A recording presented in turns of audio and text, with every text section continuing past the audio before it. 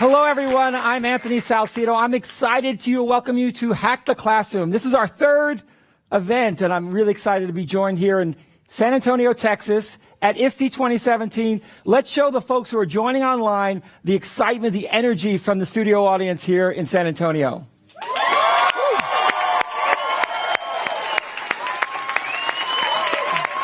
We have a great audience here, but we've got a number of folks joining live. We've got viewing parties happening all over the world. I look forward to having some participation, some questions here in the audience, as well as from our online guests. It's really great to have all of you joining, really bringing this amazing community together.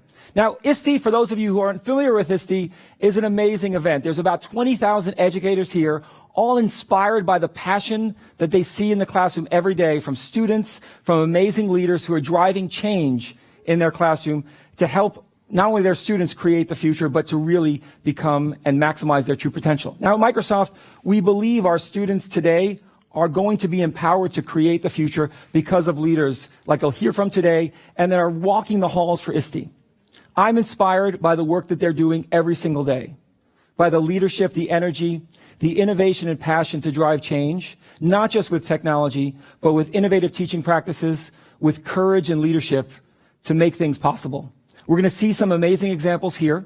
We're going to learn from Microsoft product teams about some of the amazing new Microsoft products that have just recently come out in education, the education elements of Microsoft Teams, Windows 10S, the work that we're doing with Minecraft Education Edition and Code Builder. So there's a lot of exciting things to happen.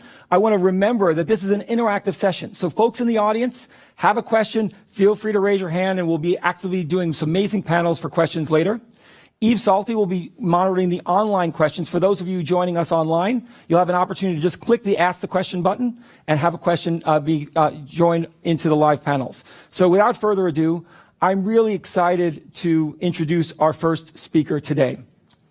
And I should remember, before I introduce our speaker, remember to join the conversation online at #HackTheClassroom. Share your feedback, viewing parties out there, shout out a picture of where you guys are. We want to make sure that we can recognize the amazing viewing parties all over. But before we get started, really let's get ready for an amazing presenter. Now, I've had an opportunity to see our next presenter present, and I guarantee you're all in for a treat. Lisa Floyd is not only a leading educator with Fair Chance Learning, driving STEAM, but she's a thought leader on the power and potential of computational thinking. And we know that when we can arm our students to think about their world differently, to build skills, they're not only going to be ready to drive their future, but to fundamentally change the world, and Lisa's driving that. So without further ado, please join me in welcoming Lisa Floyd. Thank you, Anthony. Thank you. I'd like to start off by sharing with you a sad but inspiring story. This is Emma. Emma is a graphic designer who was diagnosed with Parkinson's disease at the age of 29. And because of uncontrollable tremors, Emma can't draw and write the way she used to, unable to effectively practice her lifelong passion. Meet Hyen. Hyen is a computer scientist and a researcher. Hyen took the time to listen to Emma, to hear of her challenges and her dream to one day be able to write her name legibly again. Hyen set out to come up with a plan to help Emma. And after months of research and prototypes, Hyen and her team created a gadget that interrupts the feedback loops that cause the movement issues with Parkinson's disease. And Emma was once again able to write her name legibly. And as you can see, it's quite an emotional moment for both Emma and for Hyen. It's technology like this, algorithms and software, that are going to continue to be the solutions to all of our problems. Problems in the health-related field, education, social justice. Every field can be improved through technology, as we've seen already. We can write algorithms, step-by-step instructions for solving problems, and create software when we learn how to write code. I'd like to tell you a bit about what led me to become an advocate for introducing students and teachers to the world of coding.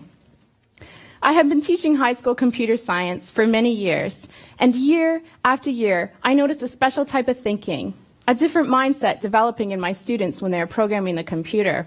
I recognized it as something valuable, something remarkable, and something that was unique from what I saw happening in my other classes. I remember one day in particular when my students were working on an Arduino project together. They were trying to make this 7-segment LED that you see here display numbers and count down from 9 to 0. And they were ready to test out their program. But like most other times when we test out our programs for the first time, it failed. And you know what? It doesn't faze them one bit. They're used to this. You see, when we're programming, almost every first try results in a program that doesn't work. So they go into troubleshooting mode, testing out each section of their code, doing what we call in computer science debugging. And not only do they find they have to fix errors in their software, but they also find hardware-related issues and end up having to double-check their wiring and replacing parts one at a time. I'm watching all of this as they test out each section of their program, trying to figure out where they went wrong. I'm watching as they use pattern recognition, decomposition, taking their program and breaking it down into smaller, more manageable pieces, iteration, abstraction. They're problem-solving their way through this simple program, adjusting their algorithm and their hardware as they debug. They weren't fazed by failure. They simply see it as a minor setback.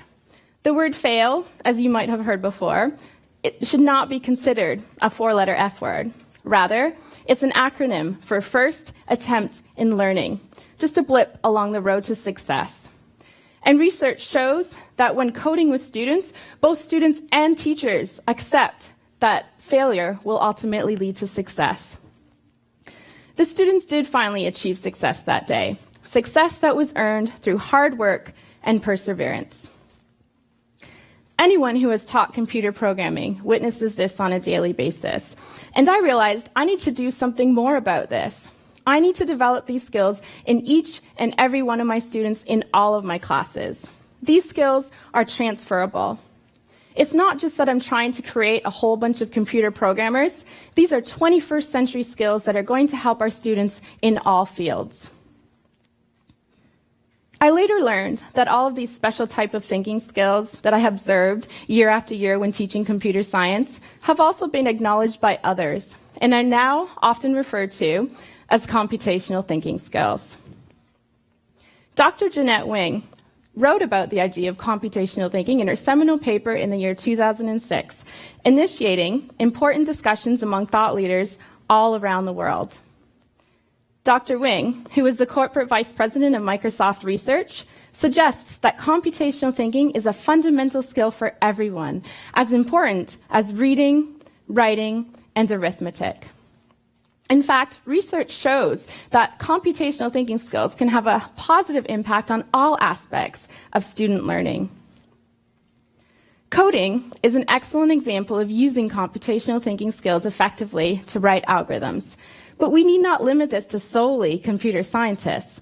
Everyone should learn how to write algorithms effectively, and we should expose them to this skill at a younger age. Not just because these skills are transferable, but because our students need to have a basic understanding of how technology works, be given the opportunity to contribute to the algorithms that make up our hardware and our software. For if we only have computer scientists and engineers making software and algorithms, we risk having solutions that are very technical and similar to previous algorithms. But if we have artists, doctors, horticulturists aware of how these tools work and contributing to how they will be made, the algorithms and software that they come up with will be more diverse, culturally rich, and meaningful. As I looked around my classroom that day, I noticed something else that wasn't so good. I only saw 2 females in a class of 30 students. Right now, only a small percentage of people make up those who are creating technology that is used by everyone. How can we accept that only 25% of these people are female? We need more female computer scientists contributing to our applications, like this young woman here, who was one of the 2 females in my computer science class that year. And she once told me that she wishes she could have learned how to program a computer in elementary school. And perhaps if her friends had learned how to code at a younger age, they wouldn't have been as intimidated to take computer science as an elective in high school. Studies in many countries indicate that the ethnicity stats are just as disproportionate. We need to expose everyone to this incredibly important skill now. As you know, many educational districts around the world have started to take notice and have made coding an important component of their curriculum. In the 21st century, it boggles my mind that every district in the world has yet to follow suit. But even if that is the case, coding can be integrated so beautifully across all subject areas and can even enhance understanding of ideas, especially in mathematics. An integrative approach also provides our students with a more meaningful context for learning to code. Some may argue that the curriculum is too crowded for coding. But how can we deny our students the opportunity to learn the language of the future?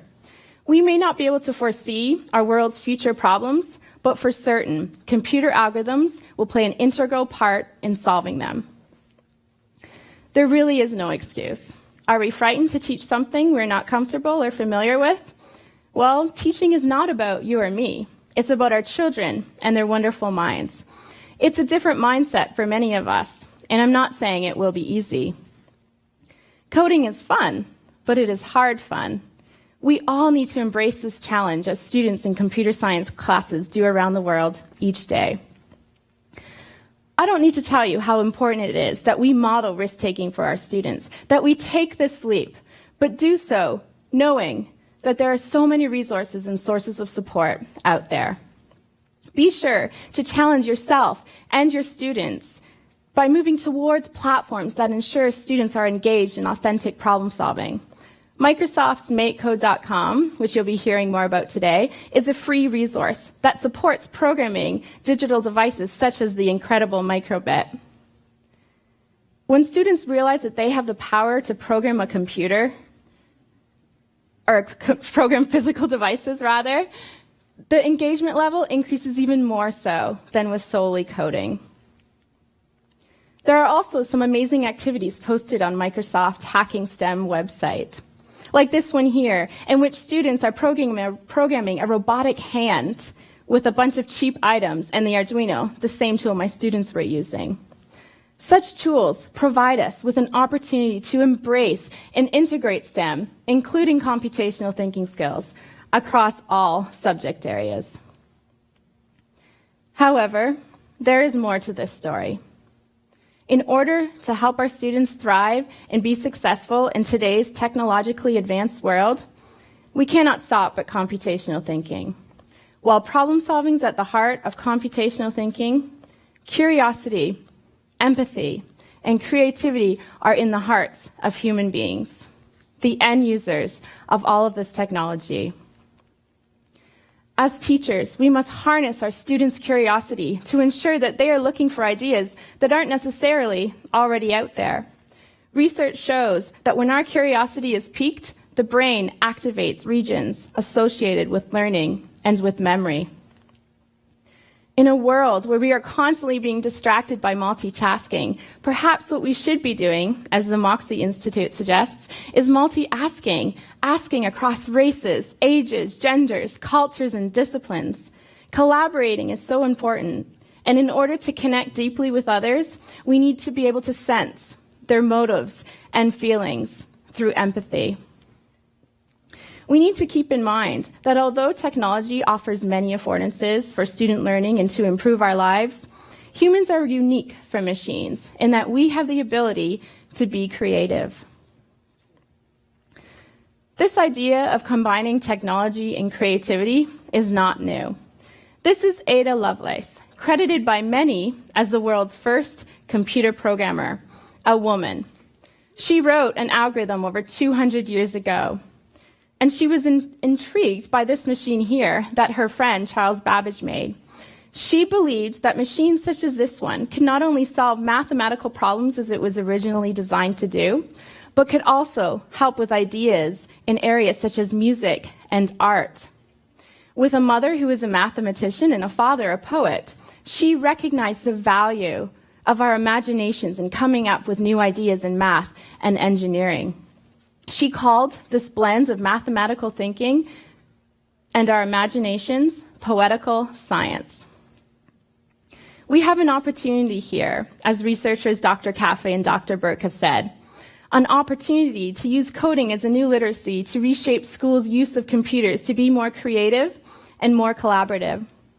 We need a global culture of innovation, blended with technology and our imaginations, poetical scientists, to create miracles that will improve modern life. Our students are going to need computational thinking skills, curiosity, empathy, and creativity, as well as an understanding that we can solve complex problems better together. As we saw in Emma's story, in order to help reduce the impact of the tremors, it wasn't just an understanding of computer science that would have helped. It also required a team of people who understood biomechanics, the feedback loops in the nervous system, an ergonomic specialist, a mechanical and an electrical engineer, as well as a computer scientist. But most importantly, it required someone who took the time to understand Emma's problem, the impact it had on her life, to fully comprehend the activities that she loved to do but was missing out on. It took a human being who was curious about understanding the problem, who was empathetic, and who was creative. We need more than computer scientists initiating solutions to problems. Having everyone contributing to algorithm design will result in improvement in our lives and hope for our future. Everyone will be walking around with their eyes wide open, looking for possible solutions and ways to implement technology in a wider variety of ways, not just in technical fields. We will see outcomes that will really and truly impact human lives. We saw a miracle in the actions of High-End for Emma. How will you help your students to be the creators of future miracles? Take a look at what you're doing now as an educator and consider yourself a futurist. The problem solvers of tomorrow are sitting right in front of you today. What will you do to help foster their computational thinking skills, their curiosity, their empathy, and their creativity? Thank you for listening. Thank you.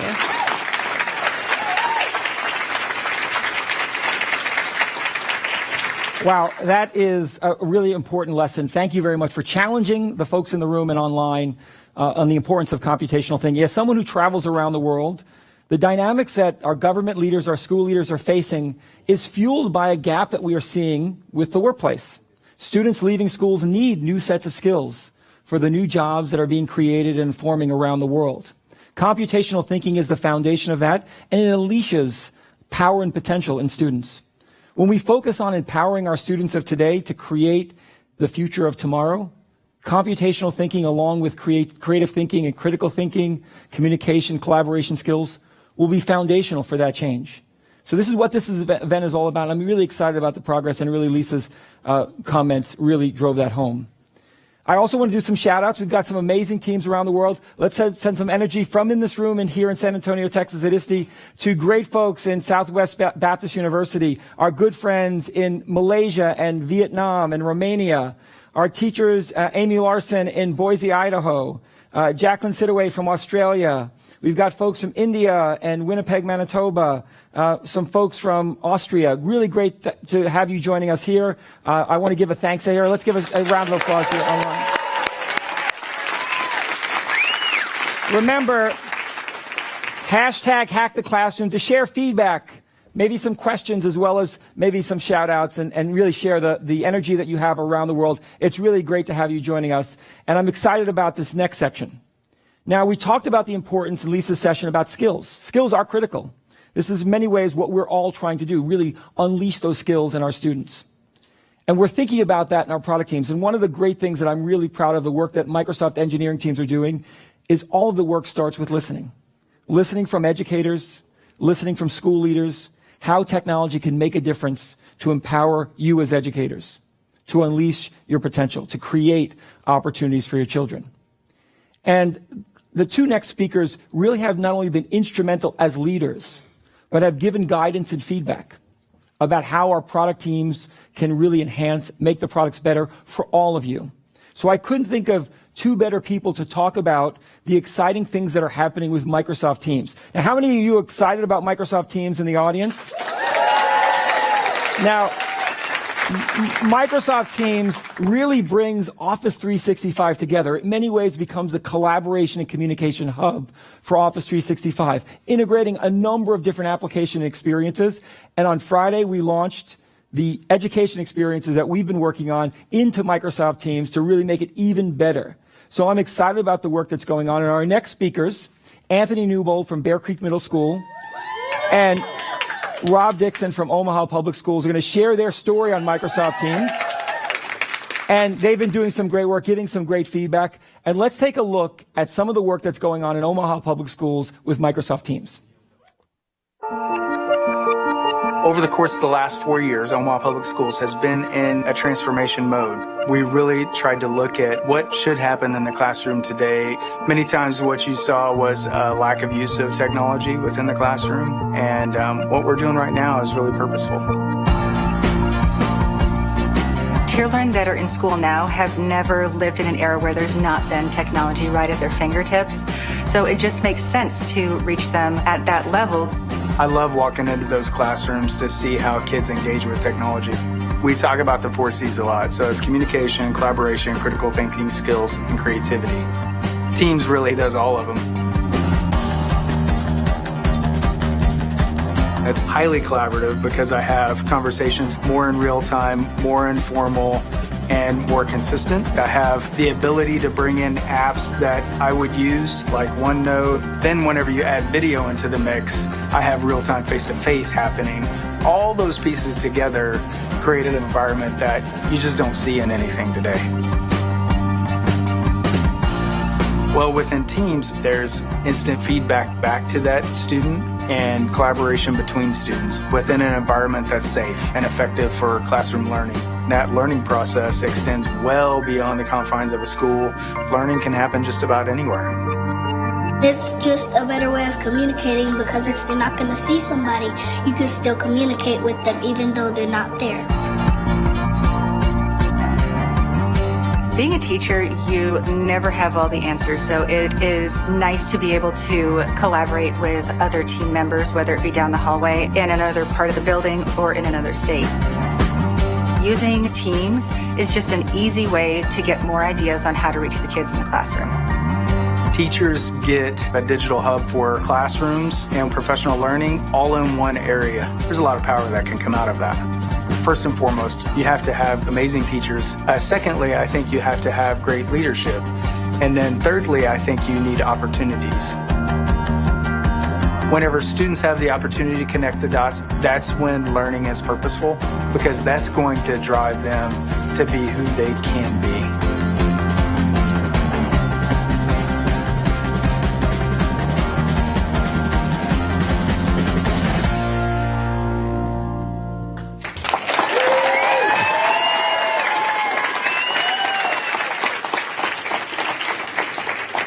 All right, good evening, good afternoon from ISTE 2017. I've really been enjoying myself. My name is Anthony Newbold, and I'm the proud principal at the Bear Creek Middle School in Fairburn, Georgia. We are going into our second year of personalized learning one-to-one implementation, and I'm happy to say that I stand here as one of the showcase schools that we have here, in the U.S. So we've had a great time working with that. So I want to talk to you a little bit about Microsoft Teams. And this is a tool that we've been fortunate enough to be able to pilot at Bear Creek. And want to talk to you about just a couple of aspects of it that have already begun to transform the things that we do in the building. So the first is teacher collaboration. So an integral part of what we do is teacher collaboration. We have PLCs that drive everything that we do. So our teachers have had the opportunity to play around with Teams and get in there. They're able to now share documents in a central workspace where it holds everything. So they hold data there. They have lesson plans there. They create assessments there because of the co-authoring capabilities of many of the applications that Microsoft offers that work directly through Teams.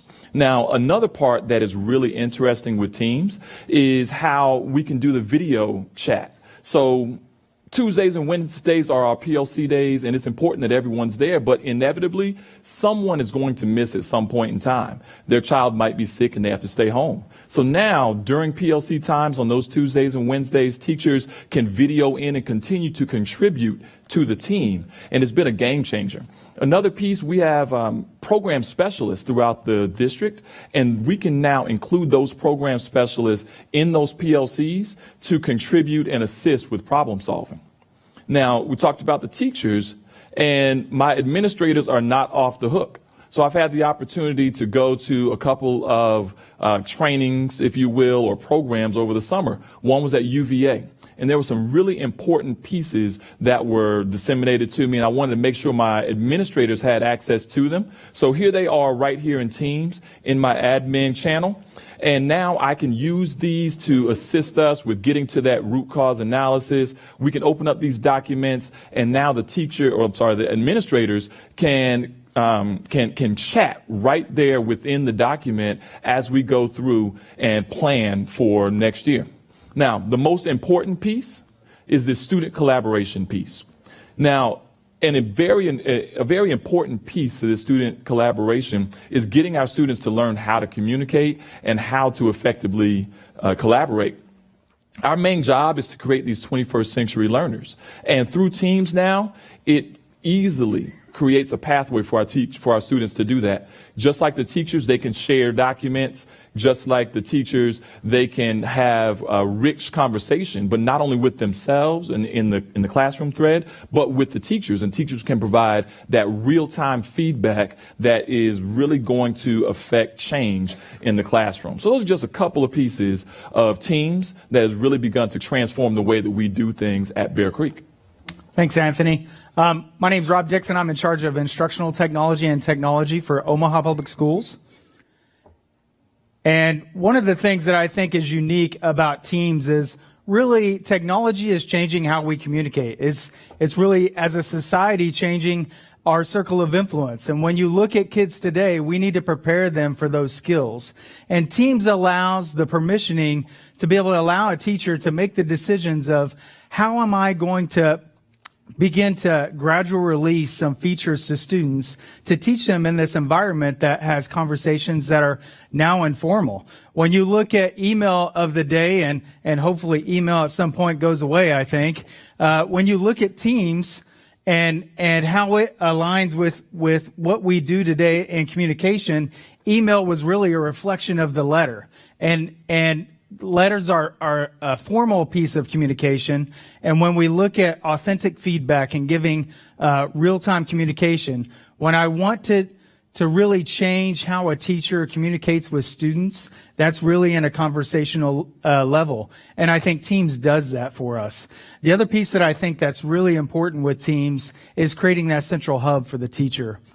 You know, if I had to tell a teacher anything about integrating technology when a teacher really is a little bit non-receptive to the introduction of it, I say, you know, what if I could save you 15 minutes? Well, Teams is really that hub within Office 365 that can really deliver and communicate back and forth between that teacher and that student.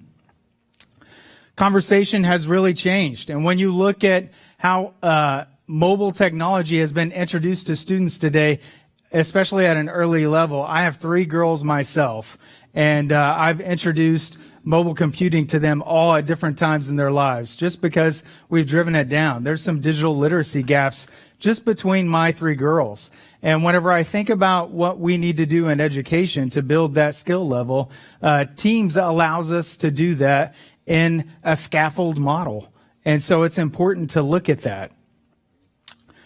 The last piece that I think is important is that we communicate with more than just text today. We communicate with artifacts. We toss images out there. I know my kids, they do memes all the time, and they toss GIFs out there, and students communicate with artifacts. And I think it's important for us as educators to meet students where they are at. And as administrators, we need to meet teachers where they're at and help them along the way. And Teams allows us to model that as an administrator and help teachers to model that for students so that we're building digital citizenship students for the future. Now, Anthony, I don't know about you, but I like what Microsoft is doing in our partnership with them to give feedback to products like this. I think it's purposeful. What do you think? Yeah, so we've had the opportunity to provide feedback on a number of products, and just the receptiveness of Microsoft has really been beneficial. My teachers have been able to talk about the things that they would love to see in a product, and lo and behold, the next thing you know, it magically appears. And I know the engineers are hard at work in making those things happen, so I'm very appreciative of them for the things that they're doing. But ultimately, I think that their goal is to create products that assist with student learning and make the job of a teacher easier. Well, thank you so much, guys.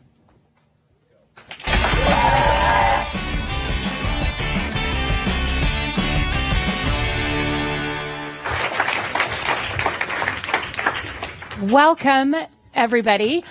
Joining us today on stage with Rob and Anthony, we have a panel of educators. I'm going to introduce them to you very quickly. We have Suri, who is a teacher at Anthony's school. We have then Eileen and Kelly, who are instructional technology specialists who train the elementary and secondary teachers to use the technology at Omaha Public Schools. And finally, because I know lots of you guys have technical questions about Teams, I brought Deb and Rohit, two of our engineers who are responsible for creating this amazing tool.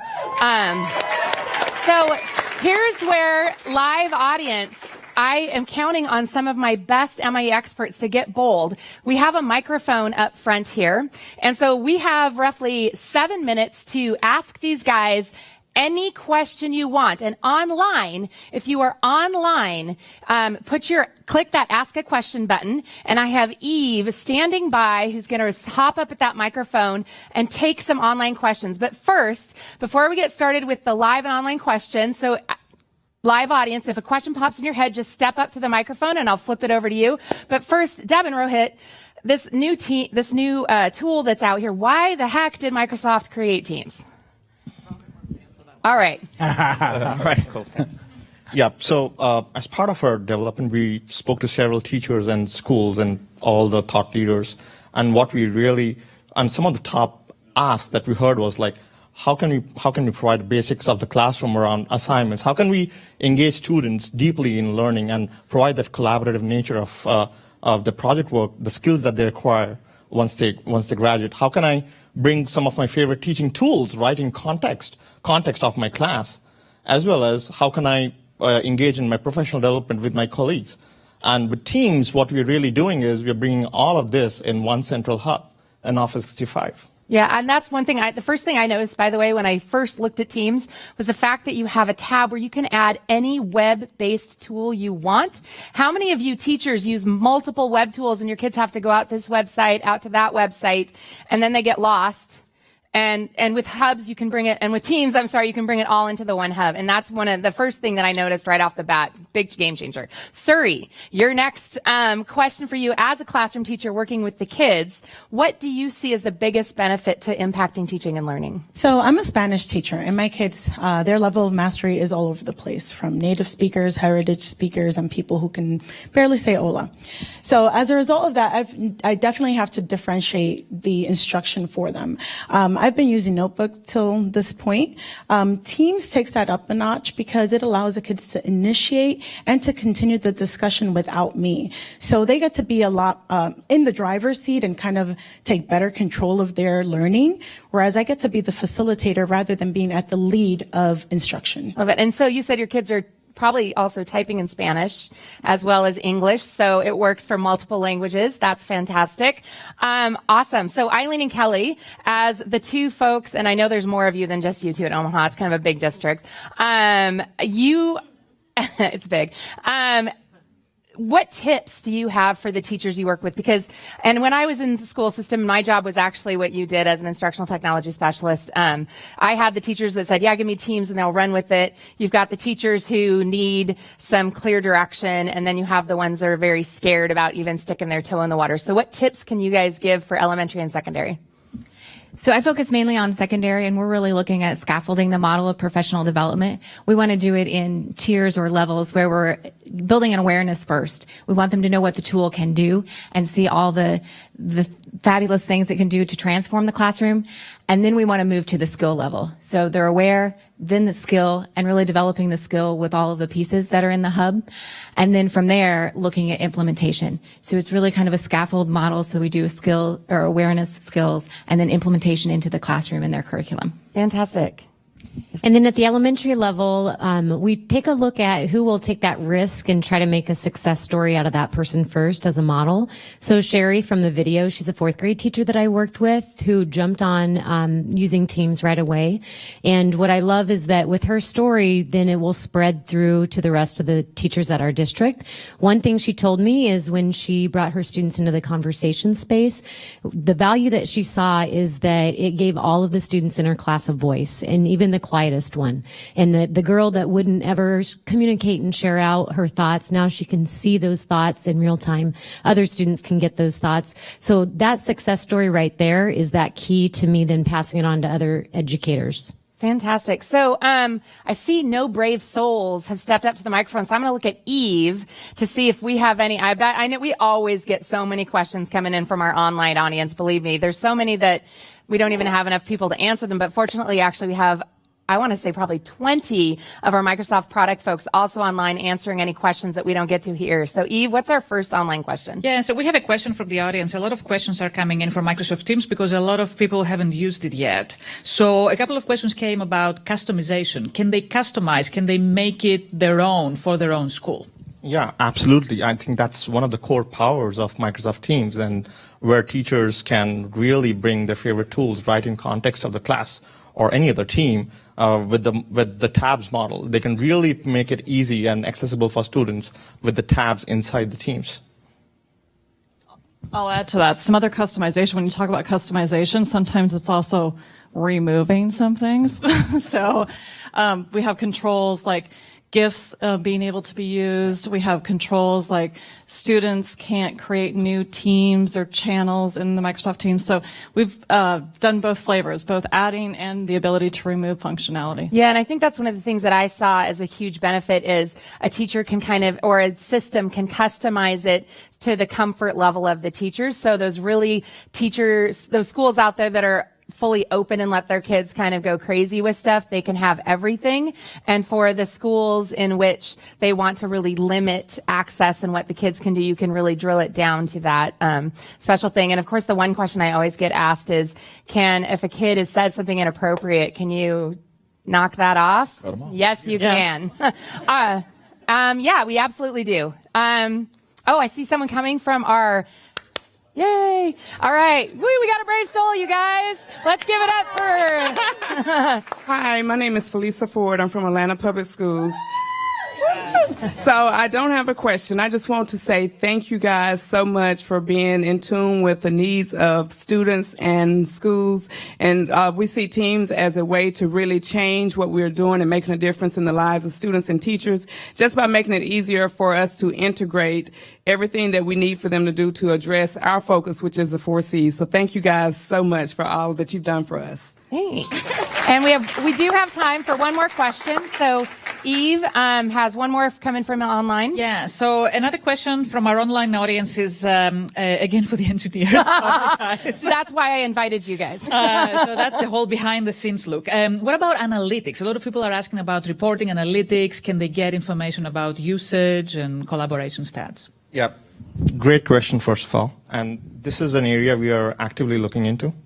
And definitely an interesting space and something we are thinking about bringing into the classroom scenarios. Is there anything new or coming up that you can share as a sneak preview for our audience? Well, stay tuned. Awesome. Well, that's about it.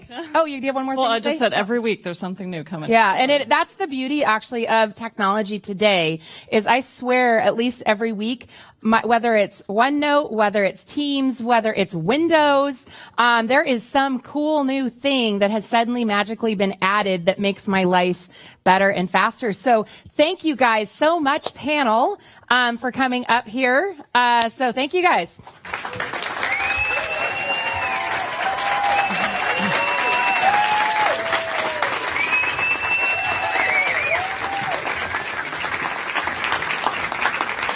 Thanks, everyone. I'm really excited about Microsoft Teams. It's really already transformed the way I collaborate with my team on how we can plan out all the amazing things that we're working on for all of you out there listening online and in the audience. It's an amazing collaboration space, and I'm excited to see the innovations that all of you will apply to your classrooms and schools. Now, as we move on, I'm excited about our next segment. One of the things I love about Hack the Classroom is the feedback we get from educators on how they're using Microsoft products in innovative new ways. For this Hack the Classroom, in May, we announced a competition based on sharing the best, latest, and greatest Sway innovations that you're applying. Now, many of you are using Microsoft Sway. It's one of the tools I hear from educators that they love using with their students. Students are empowered to create new experiences online, on a phone, on a device, etc. And we've seen some powerful examples of Sway, and I'm going to highlight 4 of them today, really winners. Now, one of the things I should suggest is that all of the resources that you'll see today, all the Sways that you'll see us highlight, as well as all of the resources on many of the products and technologies shared, are available in the Microsoft Educator community. Now, how many of you are in the Microsoft Educator community? Woo! Awesome, awesome, awesome. For those of you who are not in the education community, what are you waiting for? Education.microsoft.com. The resources you see today will all be here on the community resource page. I'll share a little bit later, as well as demos and training on Microsoft Teams, Minecraft Education is what we're going to talk about now with Code Builder. So you'll learn a lot more on the community. So let's talk a little bit about this Sway contest. Now we have 4 winners. I'm going to first recognize in the pre-K to 7th grade category, Sohair in Egypt. And Sohair's presentation was really about habitats. And our Sway included many, many interactive elements, videos, presentation elements for their students to learn about the natural habitats and the implication on the world. A great example of using Sway and the power of Sway in a very, very simple way. So you'll have an opportunity to get Sohair's Sway, as well as the learning resources and lesson plans that she used to make that possible for her classroom. And that's going to be on the Microsoft Educator community. So now let's transition to our next part of the presentation, and I'm excited about what's next with Minecraft Education Edition. We announced last month what's next with Minecraft Education Edition with the announcement of Code Builder. Now, Code Builder is an amazing engine across an amazing product already, and Code Builder aligns with resources like Tinker, Scratch, and Microsoft's own MakeCode to enable students to actually get the foundation for coding and a path to code right inside the Minecraft world. Now, I'm already blown away by what students are doing in Minecraft, and I've been impressed just in the few months that Code Builder has been available for students to test and use about the innovations that are coming.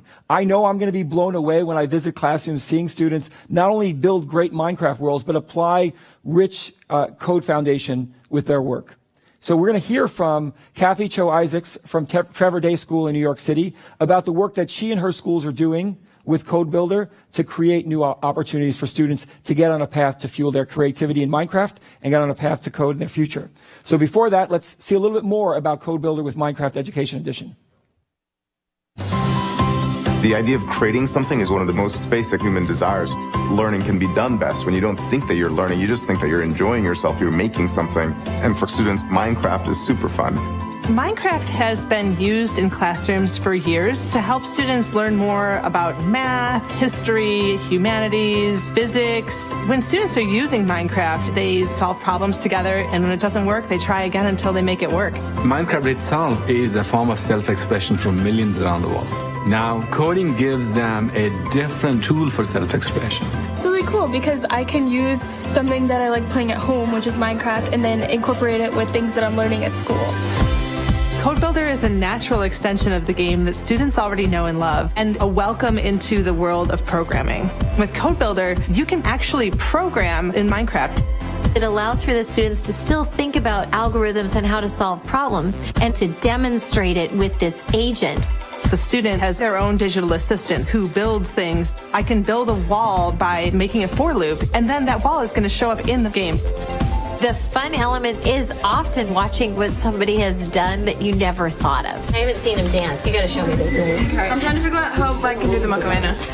Code Builder offers educators an easy-to-use setup for their classrooms, which will get students up and running on the game within a few minutes.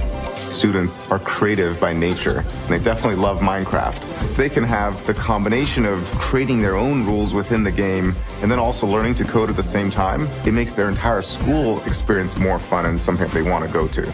You can go as far as you want with the tools that we provide in Code Builder, just like you can go as far as you want into exploring the world of Minecraft. Hello.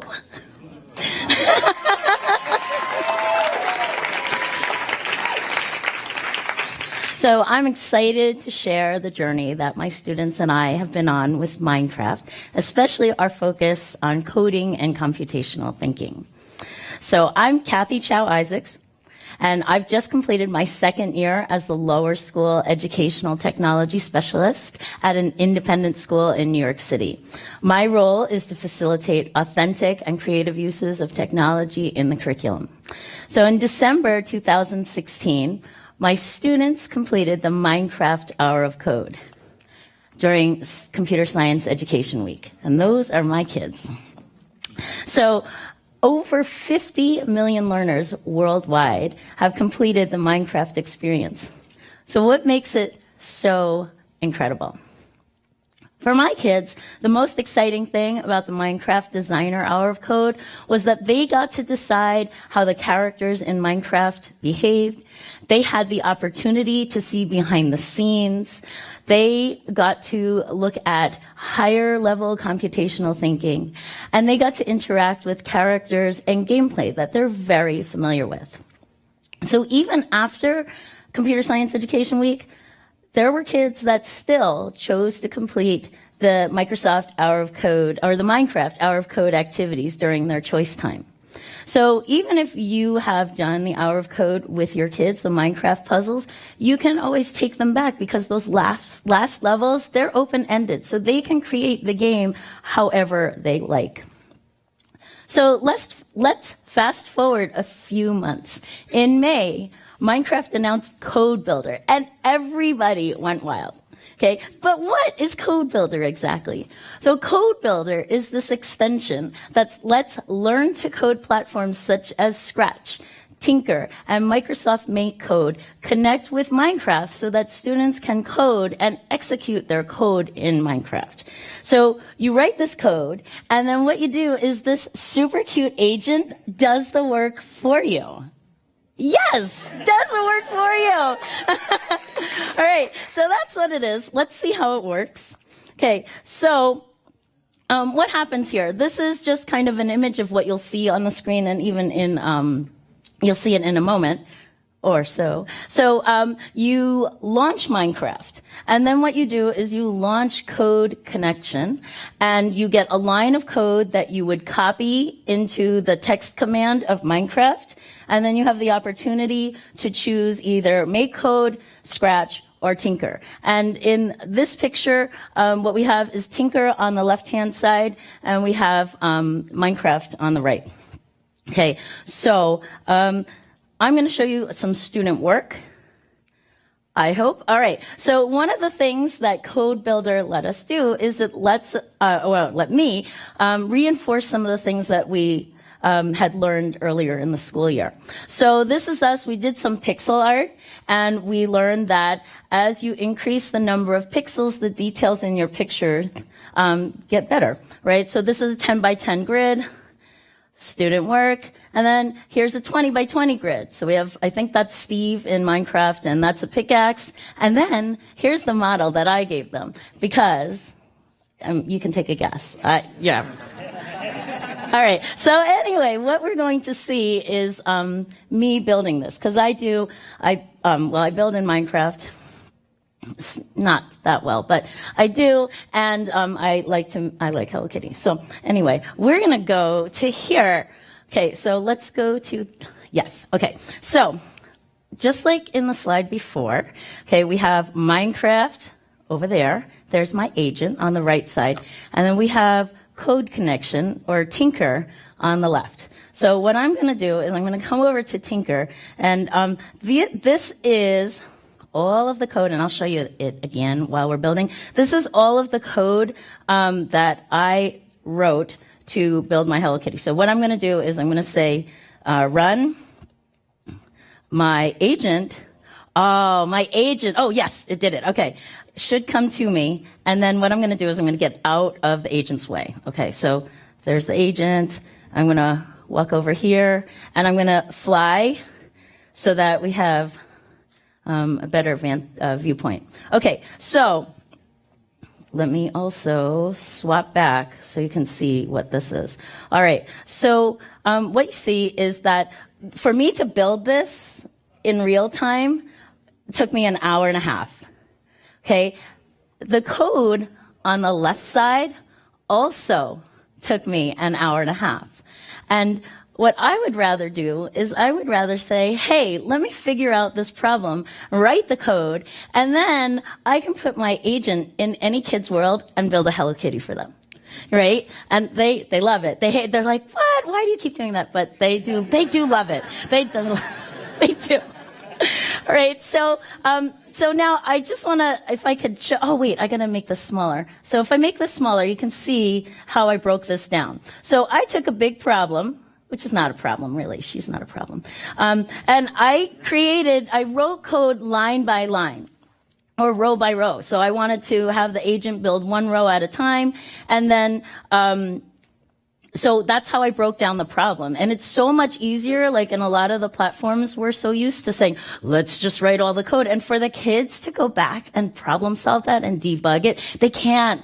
It's very hard for them to find where the mistake was. And it's one little thing. So if you break down this big problem, which again, she's not a problem, into smaller chunks, then I could say, hey, let's just look at this small part. And I'm just going to say, like Lisa said, this applies to all other areas of the curriculum. Okay, and then I just want to mention that those lovelies that you saw a couple of slides ago, they're in 2nd and 3rd grade. Okay, so this is what I used with them, but if you're teaching older students, you can just swap and you can write JavaScript. You can have them code in JavaScript. So it's applicable to like all age ranges.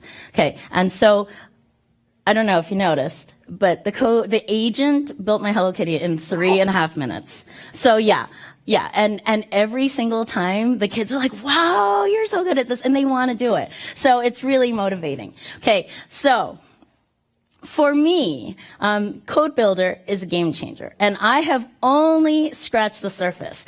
And also what I saw was that Code Builder meets the needs of both kinds of kids, right? So there are kids that like to be creative, and then there are kids that like to problem solve. So those kids, they were all over it. Okay, so let's look at this example. This is an example of agents building the Parthenon. So the Parthenon, in case you didn't know, consists of 70 columns. Okay, what you could do is the agent here is building the 70 columns, and the students are working on the rest of the build. Okay, so with Code Builder, don't ask yourself what you can build. You can do anything with it. Okay? Think of the agent as an opportunity for you to write code and build the things that you don't want to build, things that take too long, or things that are just like over and over and over again, repetitive. Okay? So for us, it's an opportunity to learn how to do something a different way. Okay, so there is a free trial of Minecraft Education Edition, and Code Builder is included. So what are you waiting for?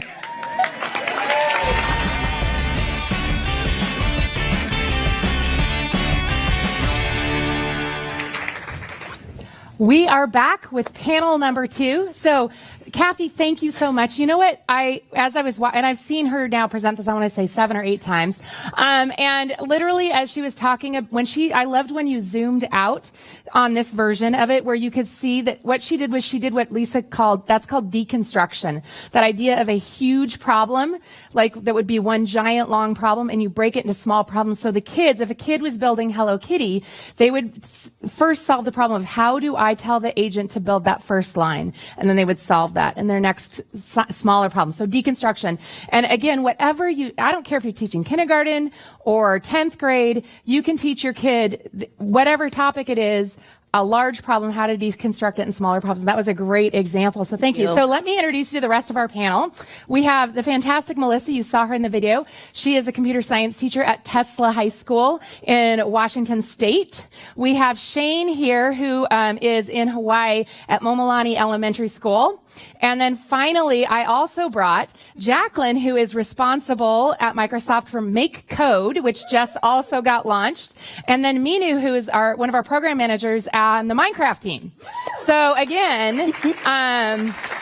we have teachers who are experts at how Minecraft really does work with kids and why it works no matter, again, what content you're in, as well as if you have technical questions. Again, I would... Come on, audience. Live audience, you are disappointing me.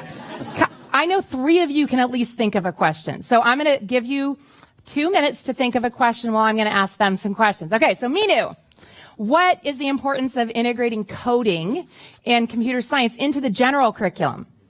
Yeah, so I'll lean on my experience as a former high school English teacher. And I think the importance of the things that Lisa talked about and what Cathy demonstrated is the importance of being able to think about complex problems in smaller chunks, being able to have empathy for the people who are going to use your product or use your solution that you're offering in the world.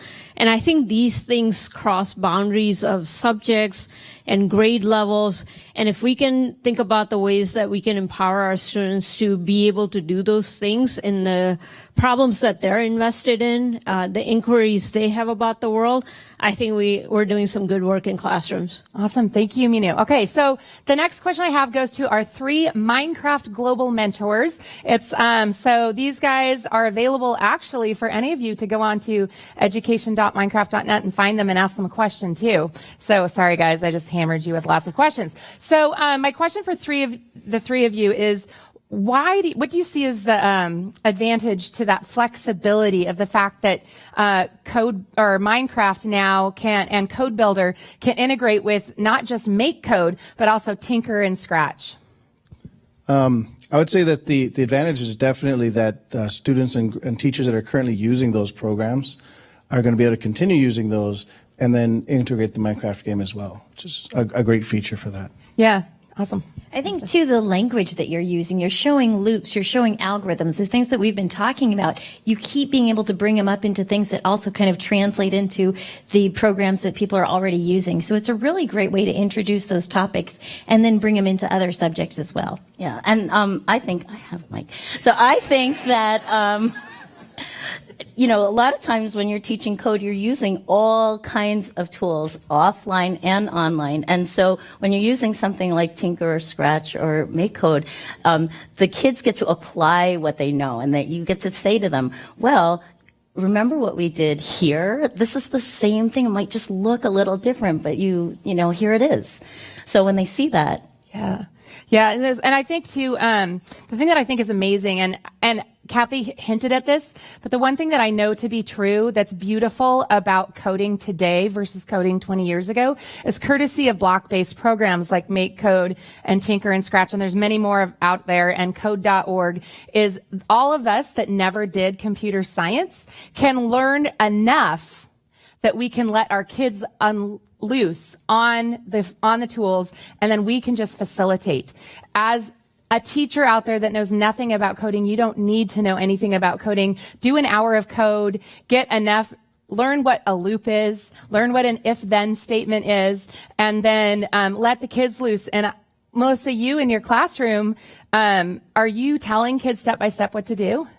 Actually, it's more fun if I get started with the project and I'll talk about microbits. But the idea is that you just kind of give them the tool. And I enjoyed it so much when I watched my students go, hey, what does this radio feature do? And they started having their microbits talking to each other just because they wanted to figure out what it does. Yeah, so I think, letting kids explore and figure stuff out sounds really good. I see I don't have a brave soul yet.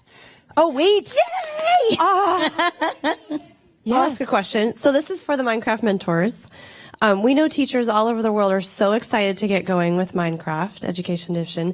What would you recommend they do with students first?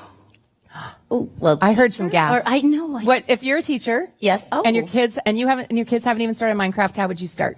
Well, I would start by playing with them, because I just started playing with the kids, and there's so much that they know that they can teach you, and so I'm gonna just do a little aside. So in the code builder, right, there's a tutorial which is awesome, and so one of the activities or the challenges is make the farm, build it, plant the seeds, and water at the same time. So what I did was I planted the seeds, but I put the water in the wrong place, and I flooded the farm. So I'm like, okay, I don't know what to do. But I had first grade lunch duty that day. So I went down, I got my lunch, and I sat with my first grade buddies. And I said, hey, I flooded the farm. Can you help me? And they're like, oh, you just cover it all up with blocks, and then you take it all off. I can't wait to go upstairs, finish my lunch, and go upstairs. I covered the farm, and then I took all the blocks off, and the water was gone. I was like, yes! So first grader helping me out, and it was really an awesome experience for both of us because they were excited. It was actually two, a girl and a boy. Oh yeah, you just do that. Excited to be the teacher and show me something and teach me, and like I had the opportunity to be the student and learn something from them. So it was just great. Fantastic. All right, I see we have one more question, and we do have time for one final question, so step on up. Right. What do you tell parents who question, why are you playing Minecraft in your classroom? Oh, I like that one. So my answer is always this. We're not actually playing Minecraft. We're actually using Minecraft as a tool. And when they ask me, well, what do you mean by that? I would say something very simple, like, for instance, recipes in Minecraft can quite easily be used to teach ratios and percentages. When they start seeing this, and even telling the kids, please don't go home and tell your mom and dad that we're playing Minecraft. Explain to them what concepts we've been learning through Minecraft. So fantastic. All right, one last question. Okay. Thank you first for being here, and especially to Minu. I heard you on Sunday. Thank you so much. My question is this. Kids love playing with games. So once you're in the game and you have like 25 first-year-olds, first graders or whatever, how do you drag them out? How do you balance? Because it's okay to put them in, but then how do you balance? You have to bring them back to what your real objective was in the classroom and not just lose them in the world. Yeah, so I can take this one. We have a companion application called Classroom Mode that makes it much easier, even if you're not an expert teacher using Minecraft with your students, to manage a group of students using Minecraft in your classroom.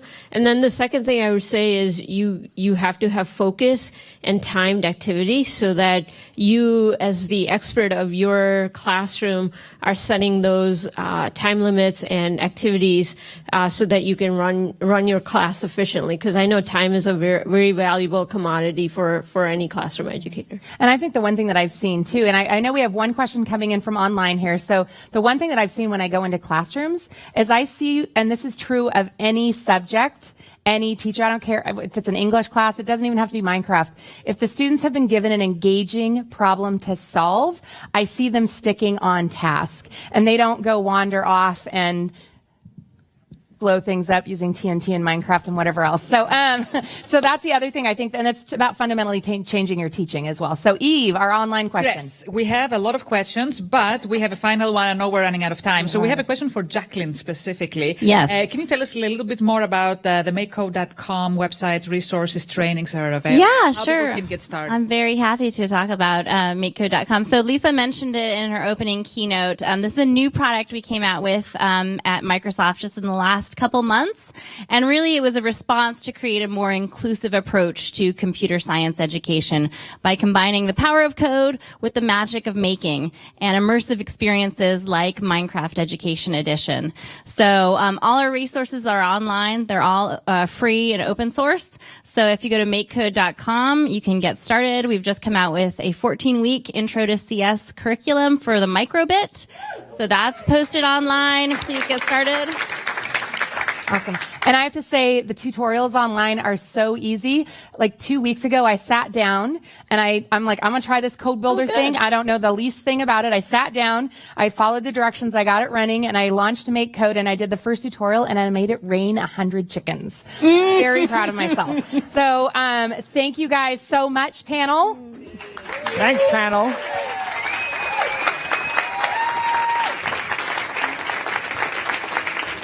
Great job, panel. I'm really excited about the prospect of Cathy pushing Hello Kitties all over her students' world. I know if a Hello Kitty pops up in one of my Minecraft worlds that Cathy has visited. But it's really great to see that innovation and activity. I'm excited for some more shout-outs. We've got some amazing folks listening. Let's give them a round of applause. We've got Jade April from the Philippines. We've got Cynthia Bronner in Chicago. I've just told hello from England, Scotland, and Wales. We've got Wes Warner from Caloundra, Australia. He's not only participating, his cat is watching as well. So Wes wants to make sure that we give a shout out to his cat. Probably appreciated all the Hello Kitty coding that we showed before. Tomas from the Czech Republic, Natalia from Serbia. We've got Joe Archer on the soccer field in Port Dover, Ontario. Angie from Buenos Aires, Argentina, and Lamana from Sarajevo. Thanks for all of you for watching. Let's give a shout out for our amazing educators.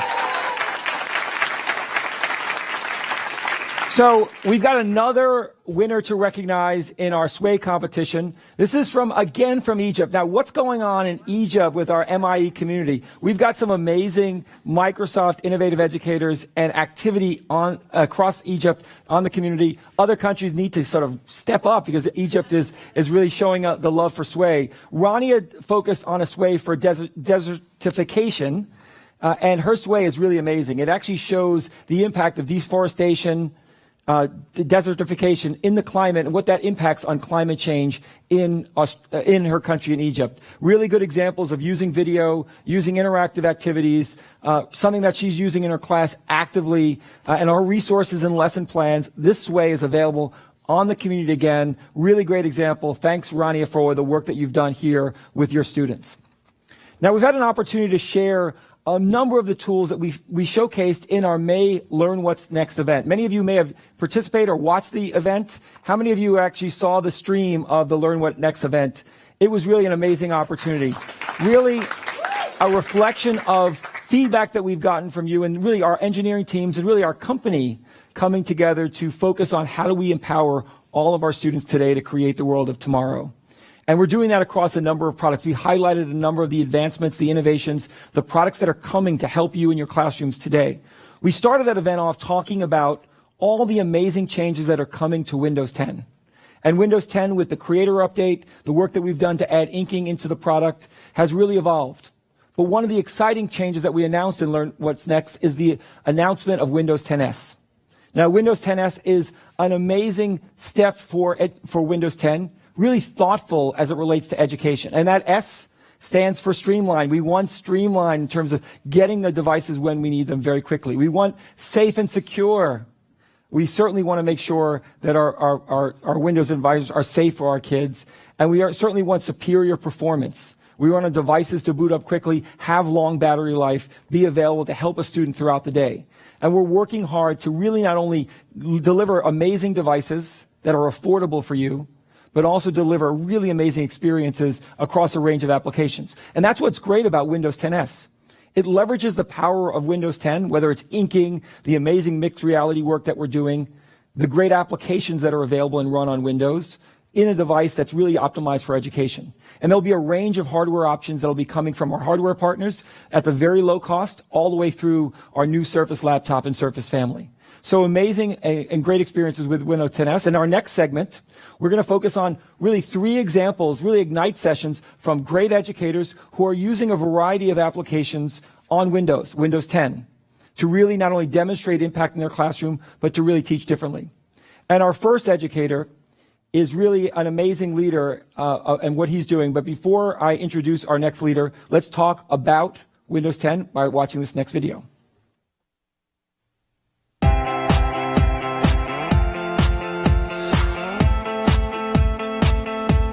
Als Lehrer und IT-Admin sehe ich mich in einer sehr fordernden Doppelrolle. Ich muss dafür sorgen, dass im Unterricht alles funktioniert, sodass möglichst viel Netto-Lernzeit übrig bleibt. Deswegen sind wir sehr früh auf den Windows 10 Zug aufgesprungen. Der Login geht jetzt wesentlich schneller. Auch das Ausrollen, was früher mehrere Stunden lang gedauert hat, ist jetzt in 5 bis 10 Minuten für mich erledigt, weil der Rest ganz einfach automatisiert geht. It's made our lives a lot easier here in the IT office. Running Windows 10 and that Office 365 platform connects everything together. Vi havde forventninger om, at implementeringen ville gå forholdsvis nemt, og det gjorde den også. Og samtidig har den så i virkeligheden reduceret vores supportbehov. Vi har simpelthen ikke så mange sager på Windows 10-maskiner, som vi har på Windows 7-maskiner.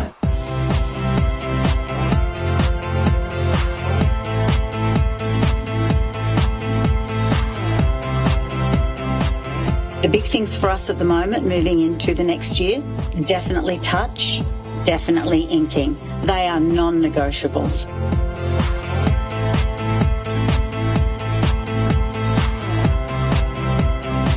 If we didn't have the laptops, I probably wouldn't have been able to find my passions in robotics and cybersecurity.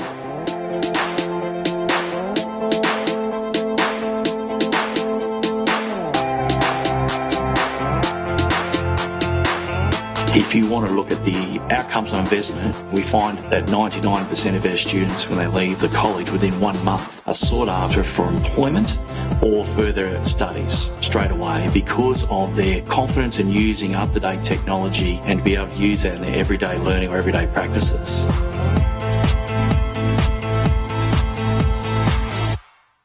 Before we move on, I want to say it's amazing to see all these videos, seeing the leaders in our community stepping up. Many of the videos that we've seen today are really people that we know in our community that have been actually helpful in driving support, not only for Microsoft to develop and build these tools, but really support for many of you in the community. It's really great to see, and really thank you for your leadership and results. We've got a great community, and I just want to recognize all the hard work that you do every single day.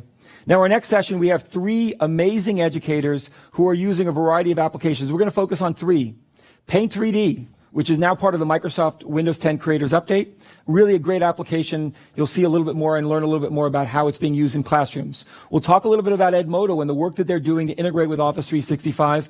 And last, we'll talk about eMath Masters to really inspire and create love in math for students. Now, to talk about Paint 3D, I'm going to introduce Paul Kirkhow. Now, Paul is not only an amazing educator who's trying to inspire his students to leverage and embrace traditional art and digital art to express their talents, but really instill confidence along the way. So to talk a little bit about Paint 3D, please join me in welcoming Paul Kirkhow. Thank you so much. I've got one. Hello. I'm also from the UK. I will try and talk slowly. If I go too quick, put your hands up. I will slow down. This is me in 5 years' time. I'll enjoy that one. It seems interesting though. I'm a teacher. I'm an artist. I'm a writer. I'm a youth worker. Today it's the teacher hat. And by the end of this talk, let's start with the aims and objectives. I want all of you to have a personal reason to want to download Paint 3D. It is a hugely exciting application. I teach here, Guildford College, and this is the back door, and it inspires me massively. Sir Henry Moore walked through this door as a visiting lecturer. Dame Elizabeth Frink walked through this door as an ex-student, or as a student at the time. Titans of modern sculpture. I frequently think to myself, what would they have done with the tools that we have created? So I made this in Paint 3D. Obviously, I'm not a Frink or a Moore, but, you know, it was easy to do. I also work here, LIFT London. We are the makers of Paint 3D. Now, I've been, over the past 18 months, using the software. evaluating it, discussing features, always with an eye to its use in education. Constantly, I am telling us what a teacher wants in this app, because I am a teacher. And the first thing that they and I would like to say is that Paint 3D is not a toy. It is playful, but it is fully featured. It is simple to learn, but it's extremely sophisticated. On its own, it is a huge development in creative software, but with the growing integration into the wider universe of Microsoft and all of the apps across a wide and diverse range of abilities and methodologies, oh boy, this is a huge platform of possibility. And even at the beginning, if you need the guiding steps, if you need the helping hand, because 3D is a huge world to step into, Remix 3D has got a massive library of 3D creations, some built in Paint, some not built in Paint. You can grab them, you can download them, you can remix them. They are there to help guide you through. But we also want to start with the blank canvas. No matter the artist, you start with a white sheet of paper. Now, Paint 3D is important in the classroom setting because you have got a wide range of students in front of you, and some will be good at 3D, but some will be good at 2D, and there's this wide range of possibility in the middle. Paint 3D is capable at all of these things. I can draw on a blank canvas. I can create a 3D blank canvas. We need to teach all of the kids in front of us, and you do that with different skill sets, all with equal love and care. So this is one of my students. And she is a phenomenally good graphic artist, and she came into my 3D classes desperately wanting to become a computer game artist. But the complexity of the 3D software that I was having to teach her on, because it was industry standard, because it was what we had always taught on at the college, it's because we bought in the college, the complexity frustrated her, and I hated it. I hated getting to the end of the class and seeing her struggle and hitting the keyboard with her, she wasn't hitting the keyboard with her forehead, metaphorically doing so. I also hated it because I knew Paint 3D was the answer, but I was not allowed to show it to her until I could get her NDAs and she could start using it. Once she started using Paint 3D, she flew. And not only that, I love this slide because the pandas that she made are not a 3D outcome, they're a 2D outcome. She's created them as sprites to put into a 2D game-making engine. Her game looks amazing. At the other end of the spectrum, I am a youth worker. Sometimes I work with different age groups. This is a group of 5-year-olds to 11-year-olds. I had 2 computers. I had a long queue. Doing a bit of mental arithmetic, embed a bit of maths, take that Ofsted. I knew I had 7 minutes per kid. I had 1 minute to teach them. They had 6 minutes to play. These are fantastic. The 5-year-old could have possibly done more than that, but he kept running around saying, "This is awesome!"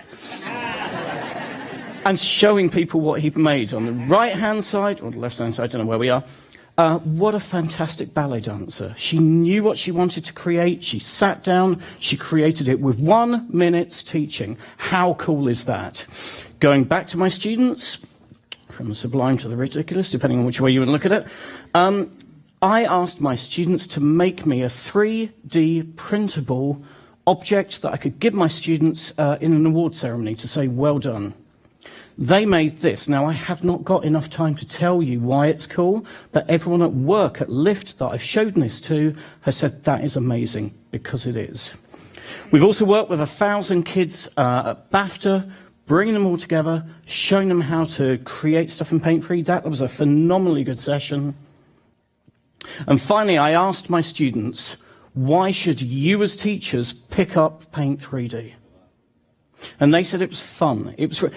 It's free. It runs on Windows devices. They can go home, they can keep working. They can work at work. 3D is their language. 3D is their mindset. It's easy to learn and it's suitable for all age groups. So please tell us what you think. Download it, get in touch. Get in touch on the hashtag, get in touch with me at Cacao. Let us know what you think. If you do cool stuff with it, tell us what you've done. If you want new features, tell us and I promise I will feed it back. Thank you so much for listening. Thanks, Paul. Thank you so much, Paul. Next up, we're going to learn a little bit more about how our next educator is using Edmodo and Office 365 to create new connection and collaboration experiences for her and her students. So please welcome Rochelle Danae Poth from Riverview Junior and Senior High School in Oakmont, Pennsylvania. Please join me in welcoming Rochelle. Hi. Thank you very much. Hi, everybody. My name is Rochelle Danae Poth. I'm a foreign language teacher at Riverview High School. It's in Oakmont, Pennsylvania, not far from Pittsburgh. I've been teaching 20 years, and I'm going to talk to you about how I've been using Edmodo and Office in my classroom and what difference it has made for my students and for myself.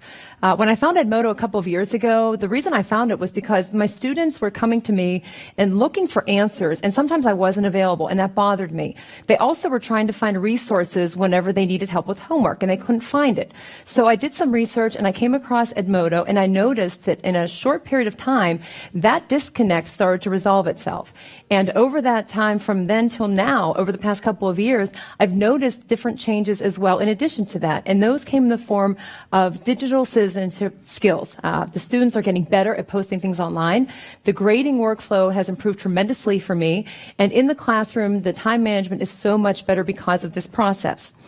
So some of the things that I noticed along the way is in handling assignments. How many times, educators, you have all those papers piled up all over the desk, you're trying to find things when you need them, time is critical. But with Edmodo and Office online, you have such a better workflow. The papers are not there, it's online. The students can access them whenever they need it. You don't have the paper cuts, the ink stains. The students aren't fumbling for the papers to get their feedback. They can access it. Many times I would turn around and find students just like this, trying to hand me papers, coming in to find the papers they needed because they were absent. And you stop and you want to give them the access that they need, but you don't have all of that time. So with Edmodo, what I found is once I put those things online for them, they could access it from wherever they were, and I could access what they had turned in to me. Grading assignments. Any of you ever seen something happen like this? The students come in, they say, hey, Mrs. Poth, here's my assignment, and they're looking through their notebooks, the workbooks, in their lockers, can't find it, and that's unfortunate because you want them to have that assignment to turn in. With Edmodo and Office, once you put that online, those students can access it, they can work on it, they can submit it, and you can then take it and grade it and move forward. So it's much easier for them to access as well as you. So less paper, better grading workflow. You can compare the images, high stack of papers, online, easy to find. So what does this integration mean? Well, definitely less time spent grading those papers, passing them out, looking for them when the students come in. With Office and Edmodo, all you have to do is create that one file. You then submit it online, and at the same time, you can submit that and send that to students, and they can all work on it. Now, you have some options. The students can simply view it, or they can edit it and work on it as an assignment and move forward. So students go on, log in, see what you've put there for them, work on it, turn it in. You then can just go down the roster, grade it easily, and go back to it so it's not lost. And you have all of those functionalities of the Office documents. So the benefits, you have just one document. You share that with the students. You don't have all of those papers. Students can find it. Teachers can find it. So you get the stack of papers versus online, the image. Okay, solves the problem. And this also helps with collaboration. So the students can work together. You have these positive relationships. We always want a positive classroom culture. And it's very helpful. So what does it look like? It's really great to use. You have this grading sidebar that makes it really easy. So you have these papers, but now when the students submit, you go down and you grade them in order. You can put the comments, you scroll through your rosters. It's a much easier process than going through all of those papers. And the key thing that I really like about this is with the students, what you can do for them. Before, you could write the notes on the papers would get lost. Now, when you have this online, what you can do is so much better and more powerful because the students can understand, because you can put images in for them to look at. You can highlight the text and draw their attention to it because you add the comments to help them draw the connection. And you give that meaningful feedback that's going to help them grow. So the benefits, authentic, timely feedback. They can see what you've written. You can save their grades. They can go back and reflect on where they've come from, and you keep grading through each class. And if you need the students to do more work, you just simply ask that they resubmit it, and you can go back and give them some more feedback. Some ideas for using in class. My students love to work together. I love to give them that opportunity so that I can move around and work with them. So why not have them do some peer review? They can go through their corrections, talk it out, do some small group projects, and then you have the students who are becoming the creators in the classroom. So I asked them, why do you like this? What's the purpose behind this? It's fine if I think it's great, but I want to hear what they say. So I'd like to share with you some of their comments because they're very honest. I really like the idea of doing work right on a Word document and being able to submit it through Edmodo without needing to turn a paper copy in. It was a lot more convenient. Seeing the comments next to my work is very helpful, and I can always go back to it. And that's true. No lost papers. Having homework assigned online through Edmodo, but still having to do the homework with paper and pencil is a bore and is inconsistent. They're very honest. Using this new Edmodo feature is cool because then everything is online and nothing has to be done on paper. And finally, being able to get feedback right away and have it accessible is so helpful. So it's side by side.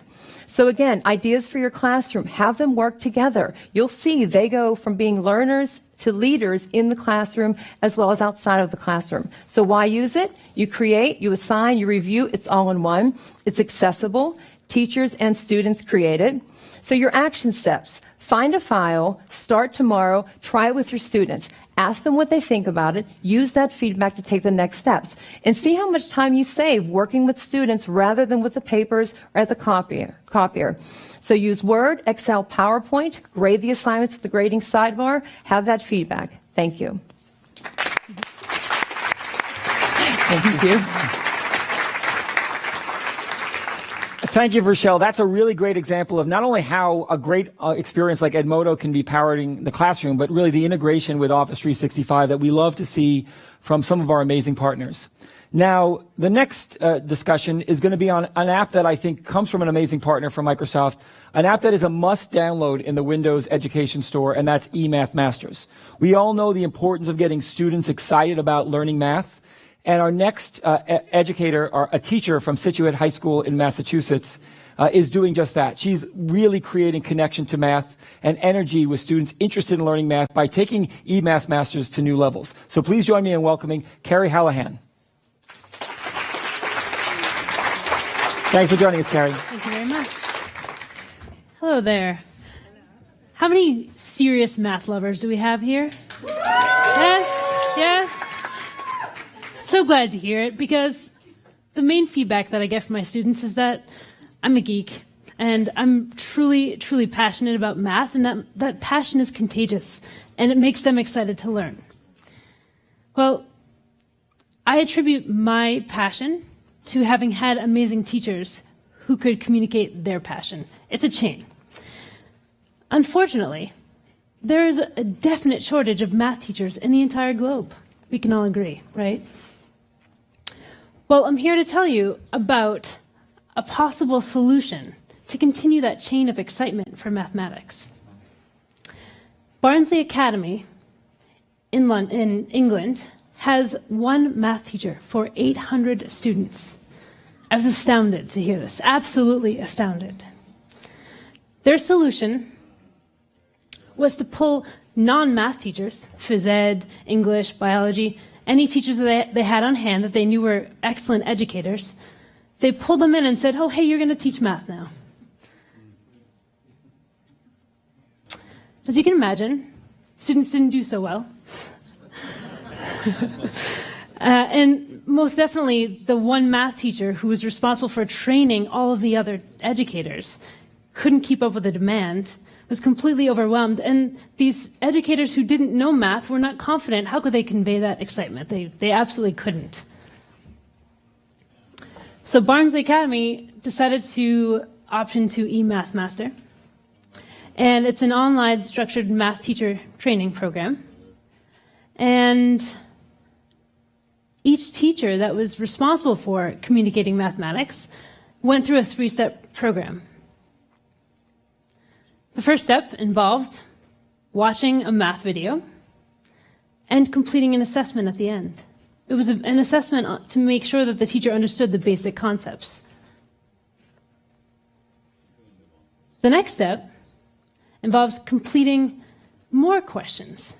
They're deeper questions to make sure that the teacher can apply what the lesson contained. The third step is a teaching technique video that sort of warns the educator about pitfalls of teaching that particular topic and what student roadblocks tend to be. There's a final assessment that asks the teacher really whether or not they know how to promote higher order thinking skills within that topic.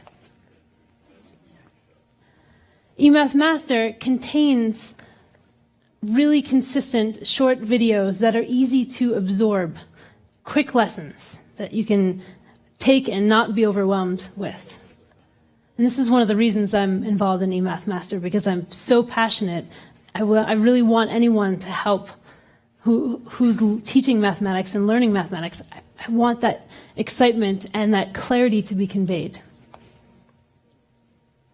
Well, Barnsley Academy did well with this result. The teachers, you can see their steps of training with complete success here. All the teachers went through the training, and then the students actually gained access to their own personal student editions. These students who had a lack of understanding, let's say they were absent and they missed a topic, and they, from that point forward, didn't really know what to do when that topic came up, they could go back and relearn what they missed without any shame. It was really remarkable. So I'll quickly tell you about Sophie, one of the students at the school. She had to take her GCSE. She basically had to pass the exit exam for high school. On her mock exam, she scored basically a 0. She kind of gave up right before even taking it because she had no confidence. She said, I can't do it. I hate math, or I hate maths. So she got logged into the student edition. March 3rd, she gained access. Over the course of 6 weeks, she logged roughly 35 hours.